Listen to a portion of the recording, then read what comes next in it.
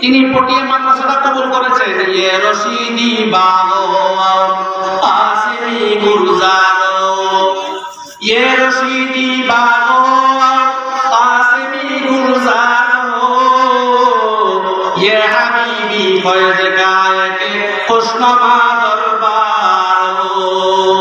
আর মুফতি আজরুল সাহেব রহমাতুল্লাহ আলাইহি পটিয়া মাদ্রাসা প্রতিষ্ঠা করার পর আলহামদুলিল্লাহ সুম্মা আলহামদুলিল্লাহ মুফতি আজরুল সাহেব রহমাতুল্লাহ আলাইহি বাংলার কাছে অনেক মাদ্রাসা প্রতিষ্ঠা করেছেন, যেমন জামালপুর আজিজুল মাদ্রাসা, ছাগলনাইয়া আজিজিয়া মাদ্রাসা, এই পুরান নামগড় আজিজুল মাদ্রাসা।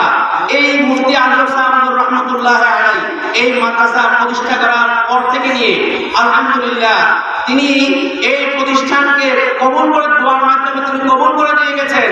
আর যোগে যোগে আল্লাহ পাকের মাকবুল বান্দারা মরহুম মাওলানা সাহেব রহমাতুল্লাহ আলাইহি এই প্রতিষ্ঠানের জন্য সর্বাত্মক তিনি মেহনত মুশাররফ করতে করতে নিজের জীবন শেষ করেছেন। মরহুম মাওলানা ওয়াদুল হক সাহেব রহমাতুল্লাহ আলাইহি নিজের শেষ নিঃশ্বাস ত্যাগ করা পর্যন্ত মাদ্রাসার ফিকিরাত কালাম করেছিল।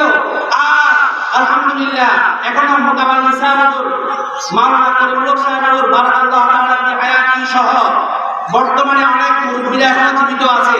বাকি এই মরহুম মকবুল আহমদ সাহেব রহমাতুল্লাহ আলাইহি, মকবুল হুসাইন আহমদ সাহেব রহমাতুল্লাহ আলাইহি, মরহুম দিনামুর সাহেব রহমাতুল্লাহ আলাইহি এই হাতে গড়া জায়গা দেওয়া প্রতিষ্ঠানটা যতদিন পর্যন্ত থাকবে এই এলাকার মধ্যে কুফর শিরক থেকে মাহফুজ লোকরা মাহফুজ থাকতে পারবে।